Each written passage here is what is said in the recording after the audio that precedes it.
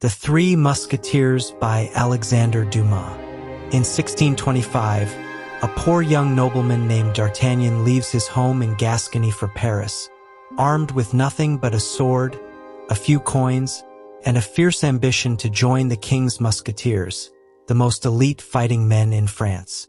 Before he even reaches the city, his pride gets him beaten and robbed by a mysterious nobleman traveling with an even more mysterious woman, an insult D'Artagnan vows never to forget.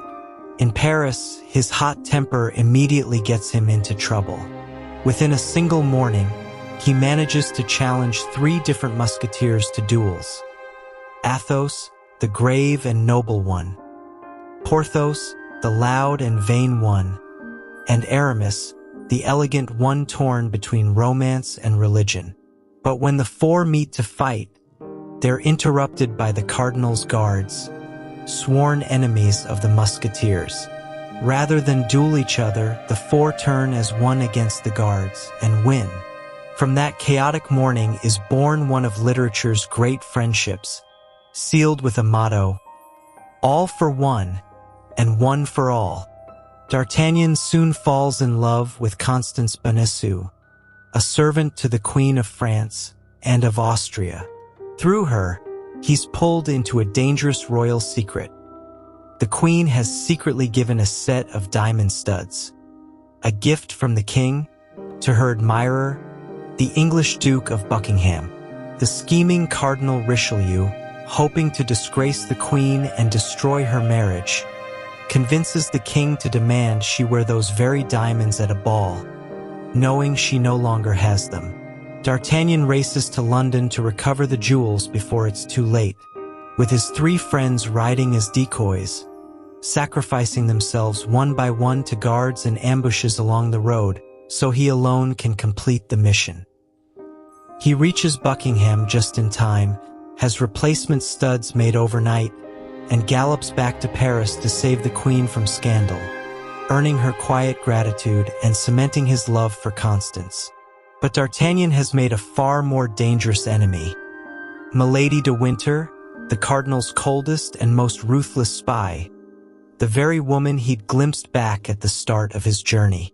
After D'Artagnan tricks his way into her bed and discovers a criminal brand hidden on her shoulder, her affection turns to a hatred that will not rest until he's dead.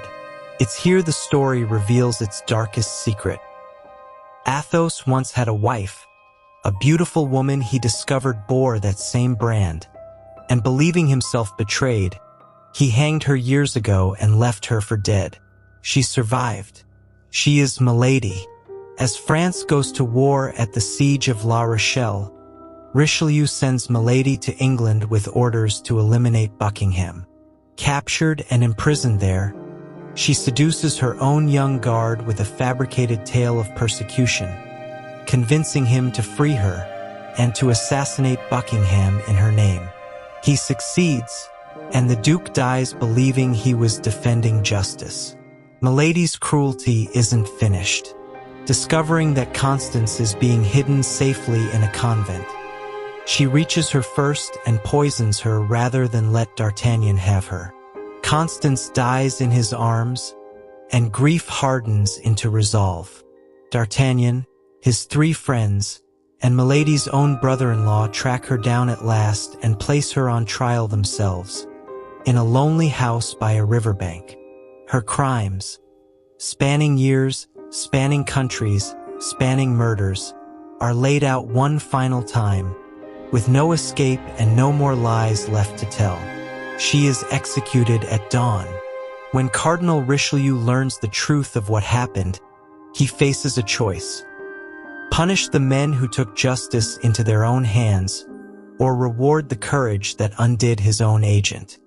He chooses to reward it, offering D'Artagnan a coveted commission as lieutenant of the Musketeers.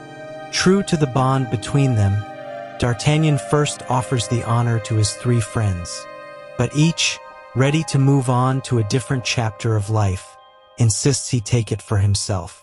D'Artagnan accepts, no longer the awkward boy on the broken-down yellow pony, but a musketeer in full, his courage proven, his friendships unbreakable, and his motto still ringing true: all for one and one for all.